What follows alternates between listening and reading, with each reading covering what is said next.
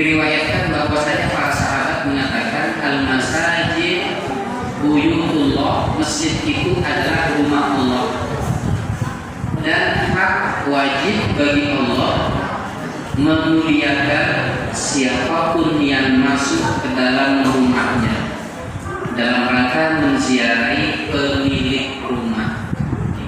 Akan tetapi ternyata masuk masjid ini tidak ringan, tidak mudah. Masuk masjid tidak mudah. Hanya orang-orang beriman. Ada beberapa permasalahan yang ditulis oleh Ibnu Abu Syuja namanya. Nama kitabnya Takrib, kitab Takrib, penulisnya Abu Syuja, ulama dari Irak. Beliau ulama abad 4 Hijriah, bukan orang Jawa, bukan orang Melayu, orang Muslim, bukan. Tapi pengarang buku ini adalah orang Irak, lahir hidup pada abad 4 Hijriah, yaitu Abu Syuja. Nama kitabnya adalah Takrib.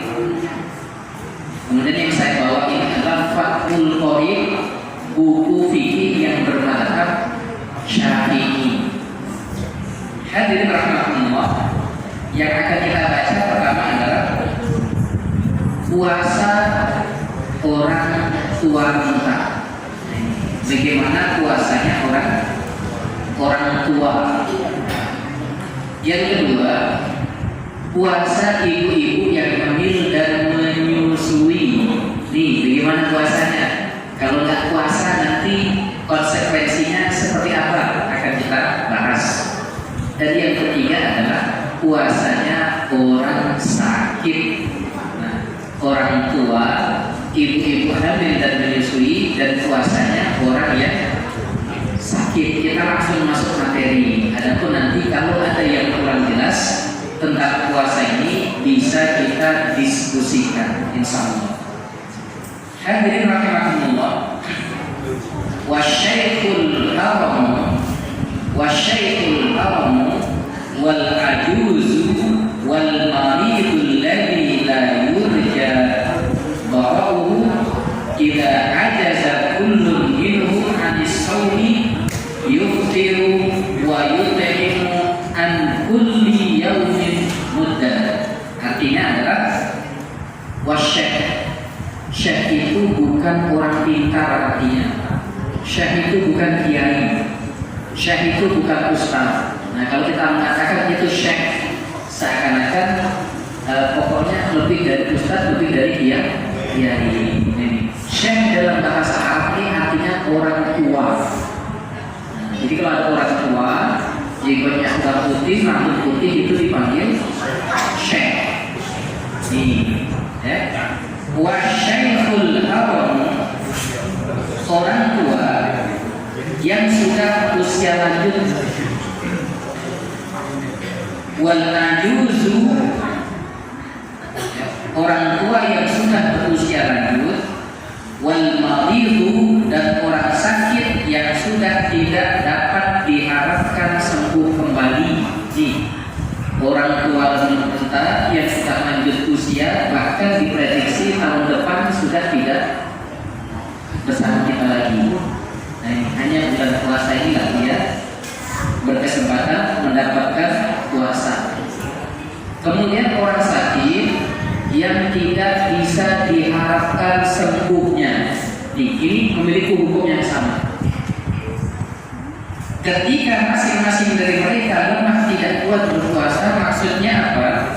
Maksudnya mereka tidak berpuasa pada saat bulan Ramadan. Kenapa nggak puasa? Tua kita. Kenapa nggak puasa? Sakit. Nah, ini yang dimaksud. Maka diperbolehkan meninggalkan perintah puasa. Nih, orang sakit yang tidak bisa diharapkan sembuh, orang tua kita boleh tidak berpuasa, dan hendaknya dia memberikan makan kepada orang miskin sehari 1 kali. Maksudnya apa? ketika meninggalkan satu hari puasa, maka dia wajib memberikan makan kepada orang miskin 1 mud 6 on. Kalau bahasa sekarang itu sekali makan. Sekali makan. Nah, masalah sekali makan ini antara si A dan si B terkadang berbeda. Misalkan si A setiap kali makan 5.000 rupiah, sarapan dia 5.000, makan siang 10.000, makan malam 5.000 lagi, jadi nasi uduk. Maka dia mengeluarkan fidyah itu sebanyak rupiah yang dia belikan makanan. Tapi ada juga yang banyak duit, 5.000 rupiah tidak cukup. Ada yang sekali makan 30.000, bahkan ada yang sekali makan 50.000, bahkan ada yang sekali makan 100.000. Ini beda jumlah fidyahnya dibanding dengan kawan yang hanya 5.000 sekali makan. Nah, itu harus kembali pada kita, tergantung kita. Kalaupun yang kita makan sekali 50.000, namun fidyahnya juga 10.000, nggak apa-apa, tetap sah. Kemudian yang makan 5.000, dia mengeluarkan fidyahnya 10.000, bagus. Namanya fidyah ini ada jumlah rata-rata. Yang kali kita sekitar 10 sampai 20.000.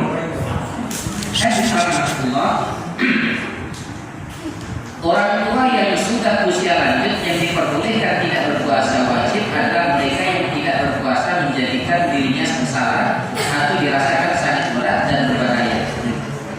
Siapa yang tidak boleh berpuasa? Ketika berpuasa semakin parah, ketika berpuasa semakin membahayakan dirinya, ini boleh tidak berpuasa.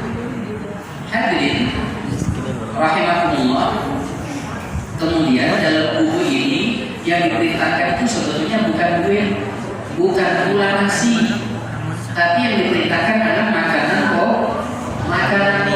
Kalau makanan pokoknya beras setelah dimasak, maka yang dikeluarkan adalah beras. Kalau makan pokoknya gandum, maka yang dikeluarkan adalah gandum. Namun ternyata perkembangan kehidupan manusia sekarang tidak seperti itu.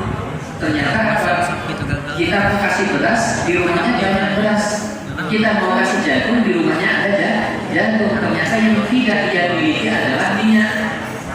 Yang tidak ia miliki adalah tempe tahunya, lauknya.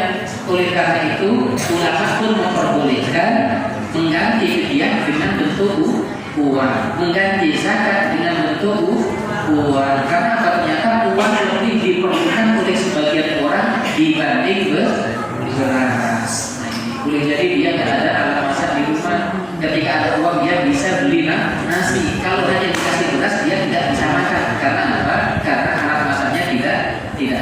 Nah, inilah nanti perbedaan pendapat itu kita dapatkan di kehidupan umat Islam. Saling toleransi, tasamuh, itulah yang harus kita kedepankan. Hadirin rahmatullah.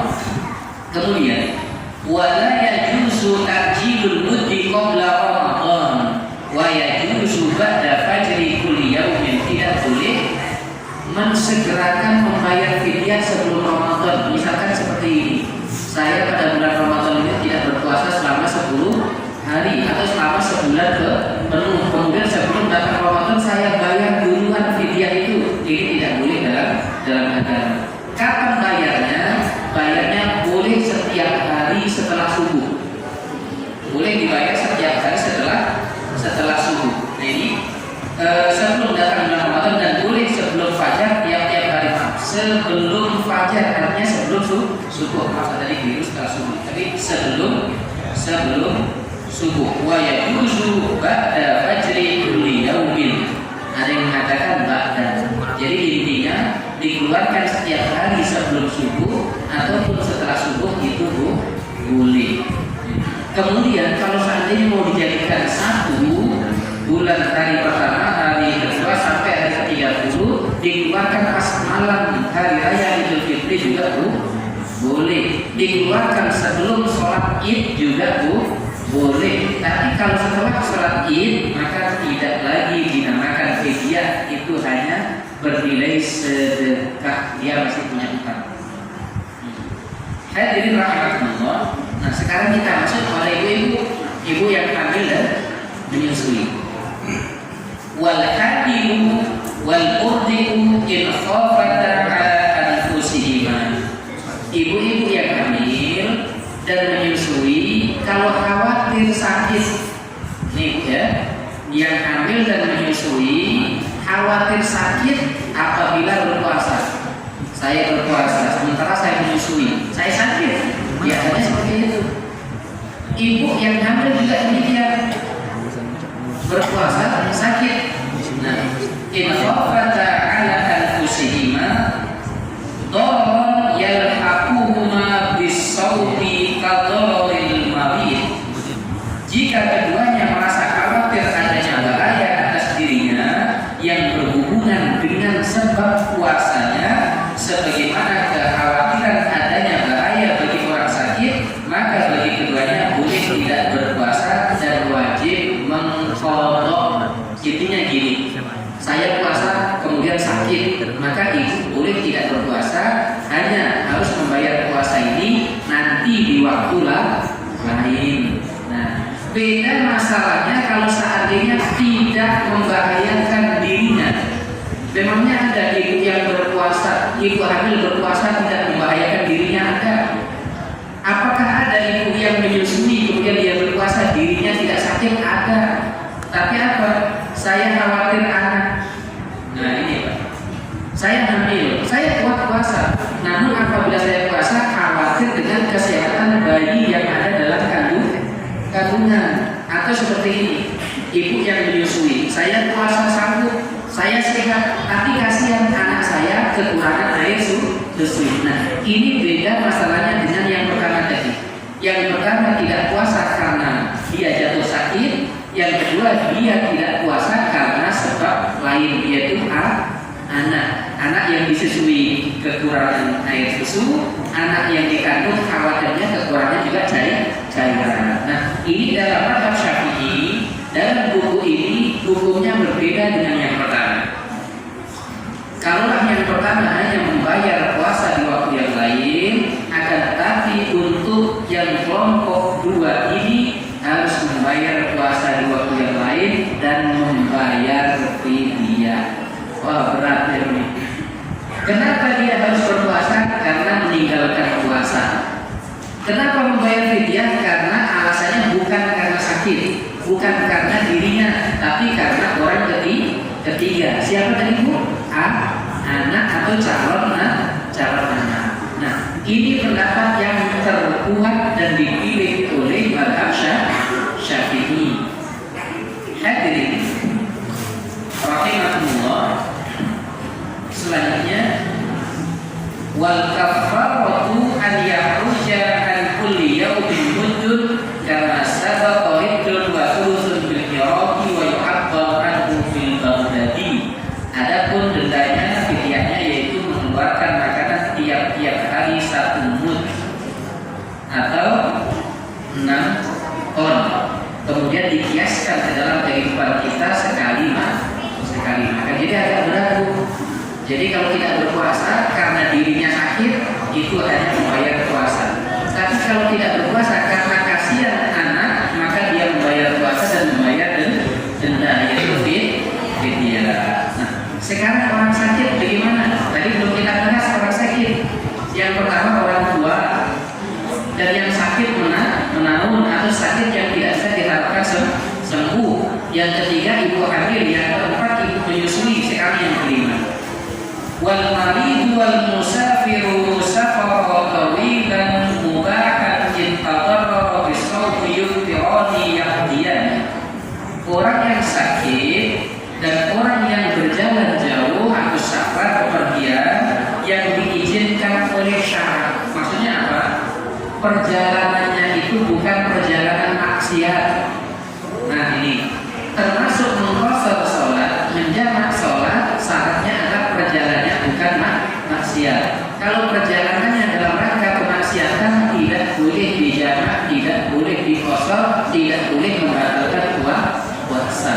Nah, yang dibolehkan membatalkan puasa, menyambungkan sholat, menyingkat sholat adalah perjalanan yang tidak mengandung kemaksiatan. Bukan karena tujuan maksiat, jika pasangan berpuasa maka keduanya boleh berbuka dan hendaknya mengqadha puasanya. Orang sakit dan kuat puasa, dia boleh berbuka kemudian membayar di hari yang lain.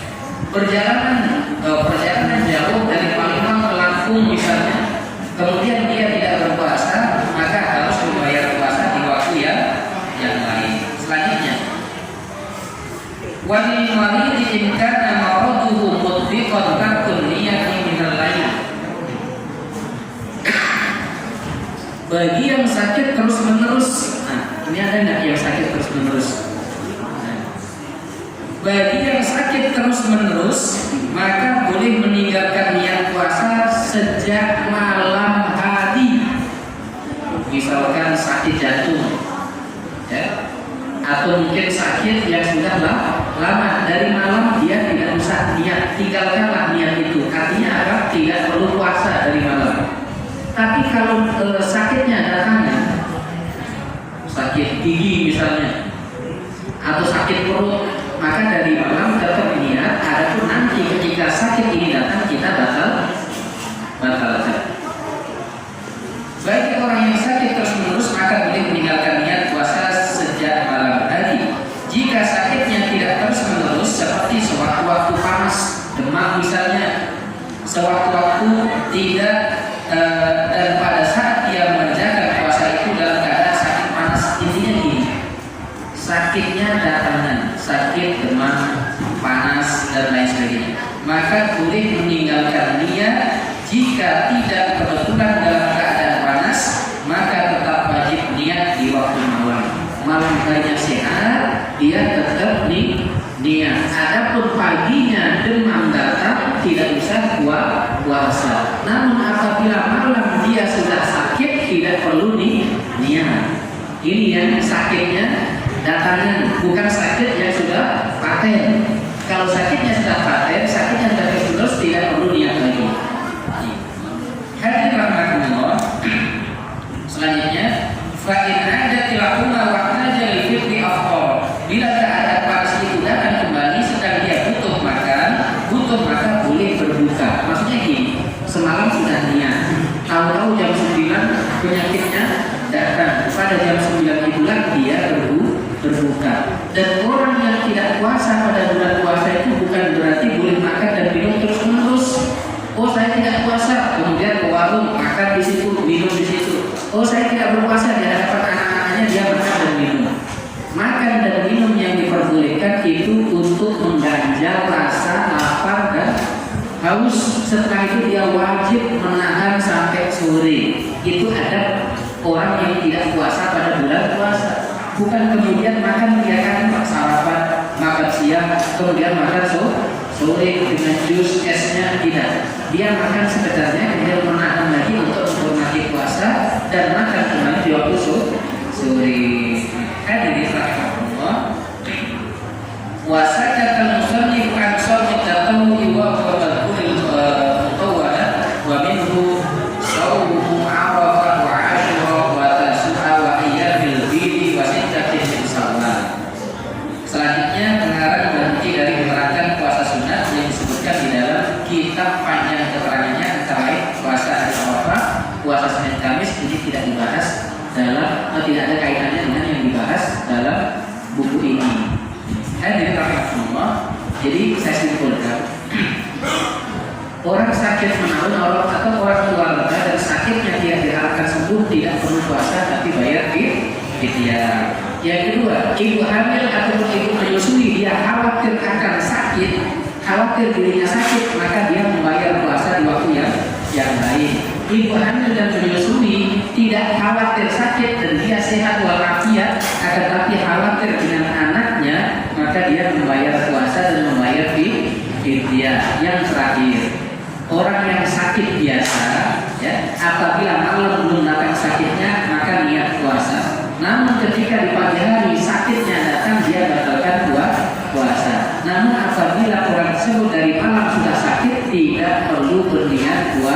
puasa.